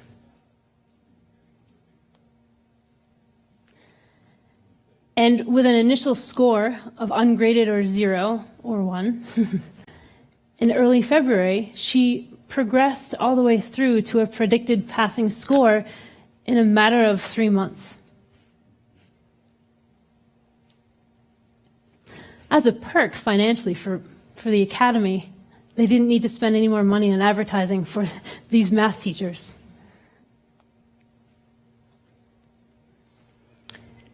The teachers and the students were really pleased with the system. Students were engaged. Finally, they had active videos teaching them material, whereas before they didn't really have a full-on math teacher. And eMath Master is really a viable option in situations where there aren't enough math teachers or that you need some supplemental material. So I'm here to say I'm excited. It's effective, it's transformative, and it's inspiring. And so if you're curious, because I certainly was when I first heard about it, you can go out to the Microsoft Store and get yourself access to a free trial. Thank you. Thank you, Carrie. Thank you very much. So much. Okay, it is our last panel. That was amazing. So as you saw, we had 3 great examples of apps that work phenomenally well on Windows.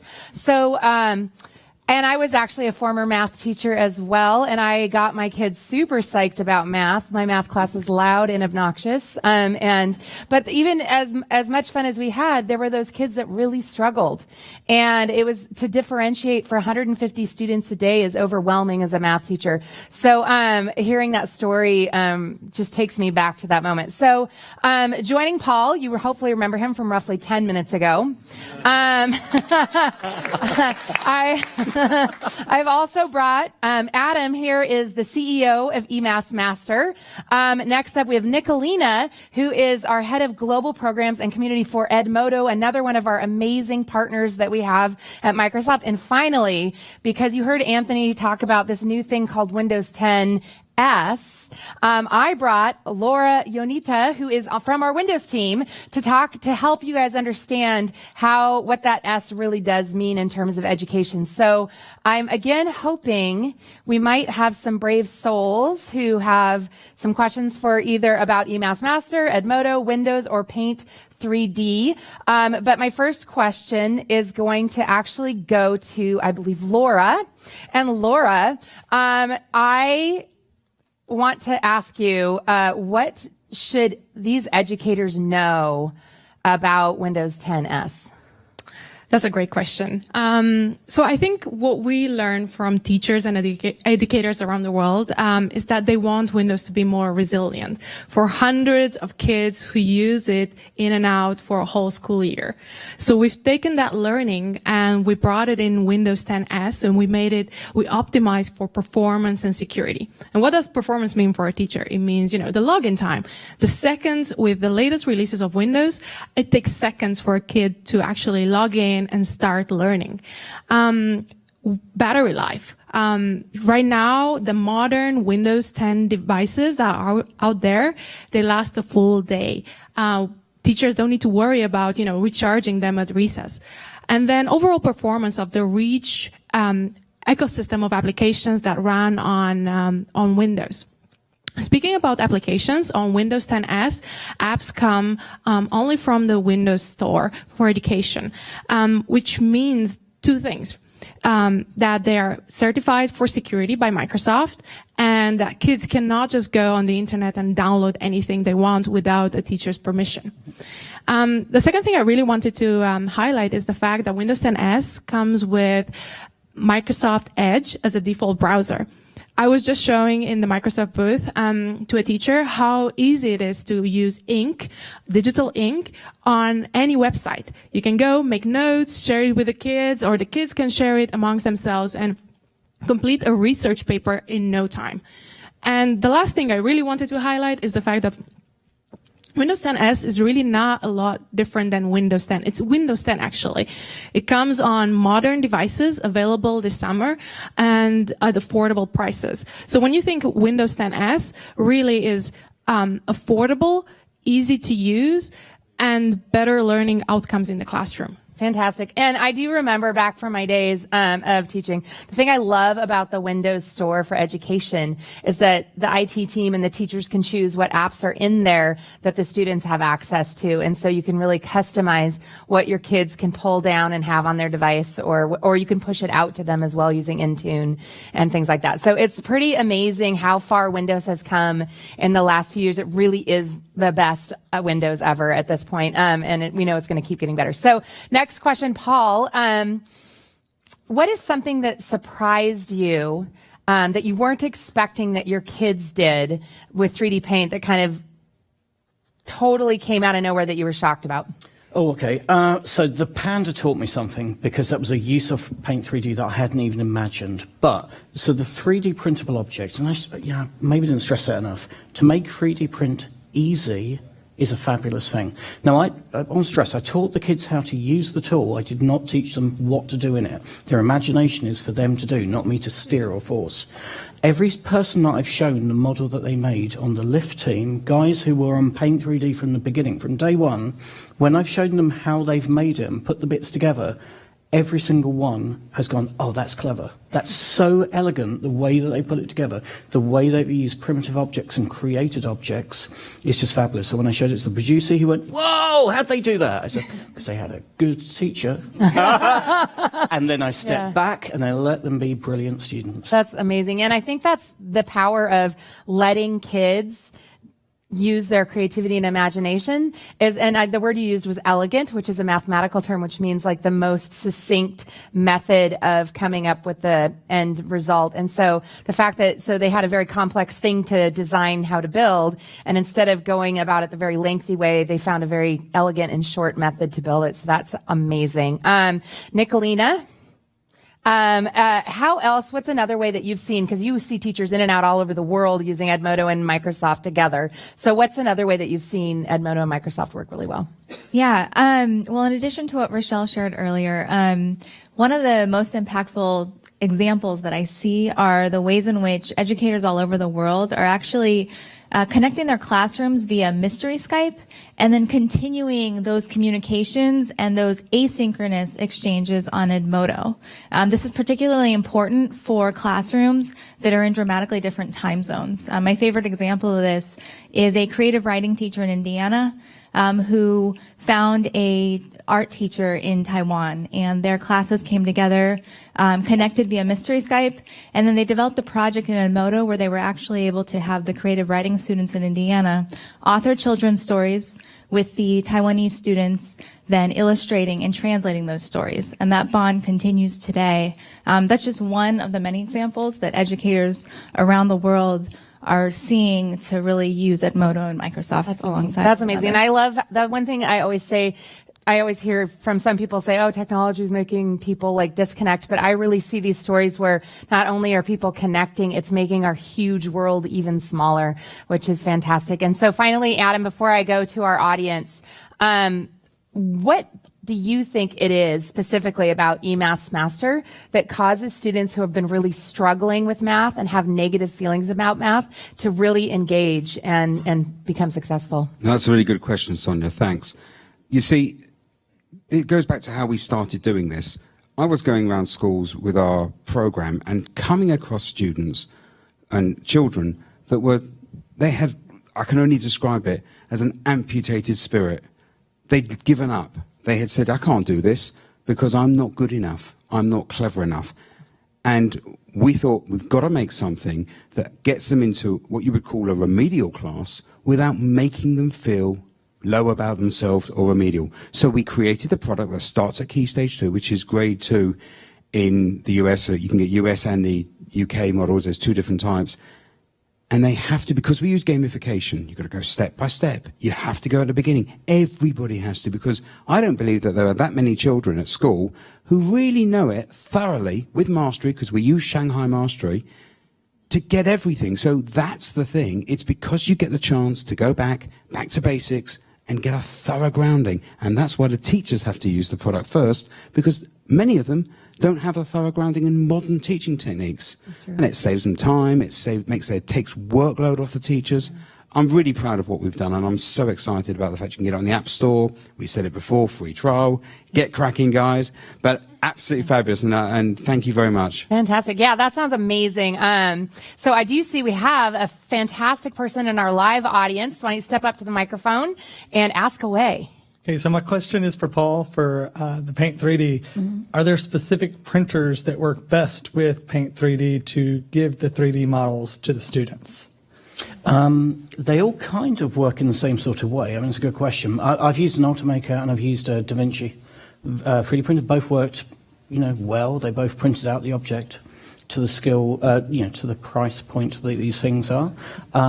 So I haven't found one. I mean, I love 3D printing stuff. It's becoming a bit of a passion for my son's project, just to 3D print more. So I don't know. I think, research 3D printers. They're consumers, they'll create it. Can I just say one more thing for 5 seconds? Absolutely. One of my favorite people on the planet is a girl geek maths teacher. I hope that all of the girl geeks up here on stage have been inspirational. It's fabulous. I love it. More girl geeks. Yeah, I fully embrace my girl geekiness. That's awesome. All right, I do know we have a question from our online audience, so this will be our final question of the night. All of you online, remember, we have tons, and literally they're in the room right over there, 20 or so product folks who are speedily trying to answer any question you might ask. So don't worry, your question will be answered. But Eve, our last question of the evening. Yes, we have a last question for Adam. A lot of people are excited about this app. So is it available globally? Where can they get it? And does it align with the country's standards? Okay, it's a terrific question. Thanks. I'm so pleased I got to say the last word. Believe you me, my wife never lets me do that. So, she's fantastic, to be fair. Can you imagine? But anyway, so yes, first of all, we've got a UK GCSE standard, which covers a lot of the international GCSE as well. And we've aligned it with K-12. There's primary school edition or elementary school edition. Then there's the version that covers elementary all the way up to secondary high school, grades 11. And actually, we're taking it all the way up to grade 12, including advanced calculus over the next few months. It's available in 242 different countries. The App Store login we use with Windows 10 and Windows 10s means that you can click and you're in instantly. It's, because we host it on Azure, it's so fast and dynamic because it's an online product. And our thing is everything for everyone, everywhere, which means it doesn't matter what the standard of your machine is, whether it's a computer, desktop, or tablet. It's really accessible. And that's one of the key things here. And that's what Azure gives because it's such a fabulous platform. But anyway. Thank you. Thank All you. right, panel, thank you so much. Thank you. Thank you all. Thank you. Thank you. Thank you, sir. And thanks, Sonia, for hosting our panels today. And thanks, Eve, for hosting our online questions, and all of you for participating online. It's been great to see your feedback and really continue to have those questions in the chat window. Now, I'm excited about Windows 10 and Windows 10s. I'm looking forward for the range of devices. I'm excited about the experiences. Paint 3D is something that I'm using. Personally, it's really awesome. And hopefully the features that we shared and some of the things that we've done in Windows 10s reflect that we're listening to you and how you're using Windows 10 in your classroom. But we've heard some feedback about something else that I'm going to share with you today. This has been perhaps the thing that most educators are using Windows are saying, when are you going to update Movie Maker? When are you going to have Movie Maker? It's been something that in Photo Story I get a lot of questions about. And we listened. And I'm excited to introduce to something that will be part of our fall update for Windows and introduce you to Story Remix. Introducing Story Remix, a brand new video creator for Windows 10. Story Remix makes it easy to use photos, video clips, and music to quickly create videos in the classroom. Draw on your photos and videos with Windows Ink to highlight something for your audience. For epic projects, it's easy to apply special effects to add a dash of magic. Select from 3D models, animated characters, and visual effects that blend the imaginary with reality, and place your effects in the scene to bring your story to life. Add text, music, filters, or motion to bring everything together. Then, export your video to share with the class. Starting today, creativity is the new productivity. Awesome. I'm excited about Story Remix. We know the importance of video to not only help students create, but to capture what's going on inside the classroom, to share with parents, and a creation tool like Story Remix is something that I'm excited to see, and it really comes from the feedback that you've given us. So thank you very much for that, and thanks our Windows team for listening to the feedback of some amazing educators around the world.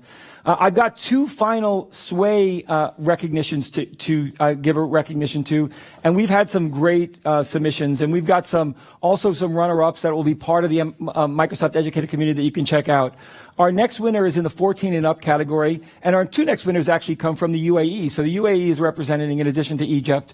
And Vasiliki, who's really thinking about how we can adapt and survive in the climate. Now, this is amazing, SWAY, because it not only shows the ability to embed content, but the potential to actually have different and level of experiences based on the level of age and grade a student's in. So it's got a lot of content in this way for various grade levels that aligns to the lesson plan. Some really awesome things here.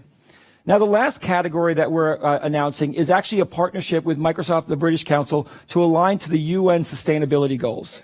Many of you are using the 17 UN sustainability goals to inspire your students to create the future. That's what this event and our focus in education is all about, helping our students today and empowering them to create and build the future.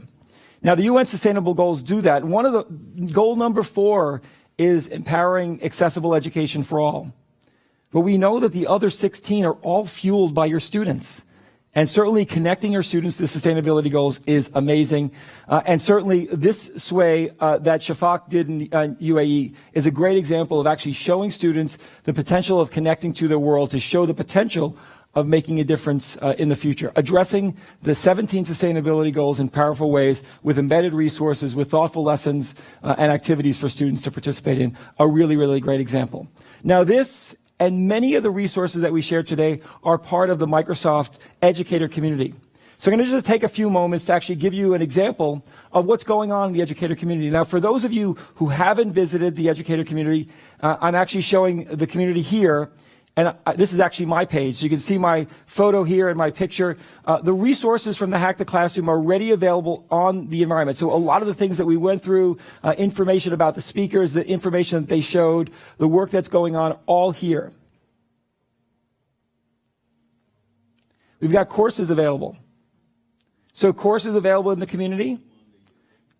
Certainly a lot of the courses that you'll have an opportunity to learn from, really great about, some examples from the lesson plan. Here's the example from Shafak from the UN Sustainability Goals right here. One of the great things is we're using artificial intelligence in the site. So as you're exploring resources, you'll actually see this content recommendation window that based on what you're clicking, you'll actually see an opportunity to learn what's more. I love this site because it actually creates an opportunity to connect with the products that you're most interested in. So there's a lot of interest in Microsoft Teams from today. If you'd like to get more information and training on Microsoft Teams, you can do that in the community as well, with videos, tutorials, and opportunity to connect with other educators like Anthony and Rob that are using Microsoft Teams in their schools and classrooms to learn about best practices and tips and tricks. We certainly know the importance of Skype in the classroom. And it has been amazing and humbling for me to participate in Skype activities with students from around the world and to actually bring classroom experiences into classrooms from educators and experts via Skype virtual field trips. And we're working hard to actually create more and more Skype virtual field trips to have access to connect with others, to bring amazing and powerful experiences in your classroom. What I love about Skype is where we're trying to actually drive technology is not just to automate the world of the past, but to create new amazing experiences that were not possible before. Not only does Skype do that, Skype virtual field trips and Skype in the classroom creates powerful opportunities for all of you to connect together. We have an amazing community of Microsoft innovative experts. Skype in the classroom is your way to connect and learn and share projects across the world with your students, an amazing resource. Now, one of the things I love about all of this is it creates you a path to become a certified Microsoft Innovative Educator. And certainly we love to see more and more certified MIEs around the world. And by just participating in the community, to post lessons, to participate in courses, to complete exams, you have the opportunity to create 1,000 points and earn your Microsoft Certified Educator badge. Now, this is connected to a broad series of programs, and we're going to now, if you earn your certified MIE badge, you can actually aspire to what's called the Microsoft MIE Expert, the Microsoft Innovative Educator Expert. And this is a more unique community of educators who are going above and beyond, becoming leaders to really create feedback loops for Microsoft and really inspire other educators from around the world. It's part of the badges that we create across our community. I can't miss an opportunity to highlight my own badges and profile, so I'm going to show I've got some badges here. I've got a lot of work to do. I see some educators that are blowing me away with regards to the badges that they've created. I've got some work to do on creating badges, but I've got some some badges that I've developed here. So, and I will point out that I am also available to visit your school via Skype Virtual Classroom. So you can see my availability times.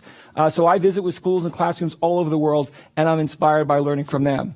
And speaking of which, I'm going to wrap up with one last round of shout-outs. So last chance, MIE community, education.microsoft.com. Visit, join, be part of an amazing community of educators that we learn from and inspire us every single day.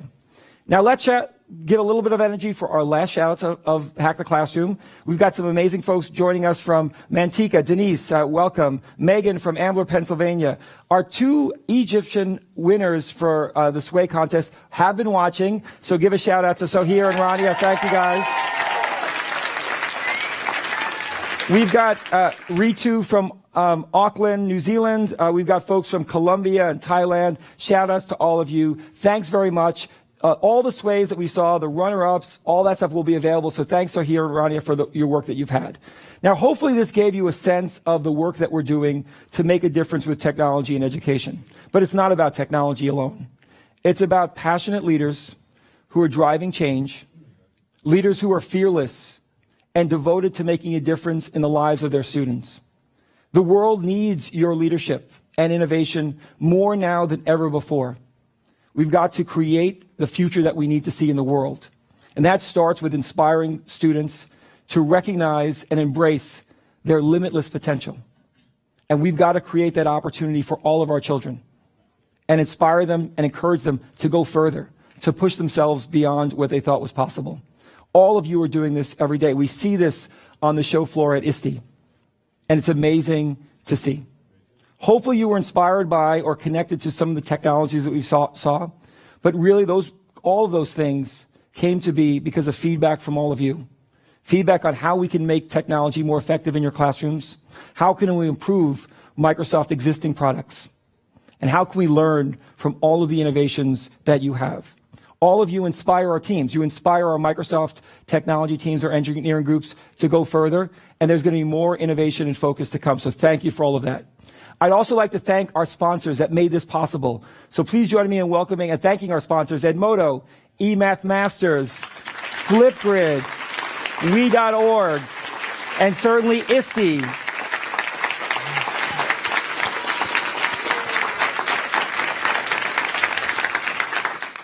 Now, I'm also excited to announce and mark your calendars ready because the hack is back. Mark your calendars, October 14th. I'm excited about this. We're hoping to actually even expand our global audience with some new language subtitle translation technologies, part of Microsoft Translator, to help make this community even bigger. We've got a lot of people joining us today, so please join us on October 14th. I'm super excited about that. I'm quite sure we'll have something on Story Remix in that, but so many other features to come. So thanks very much for joining.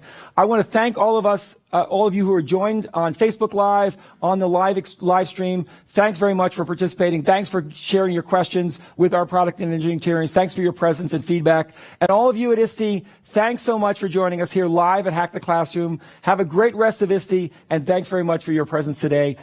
Have a good night.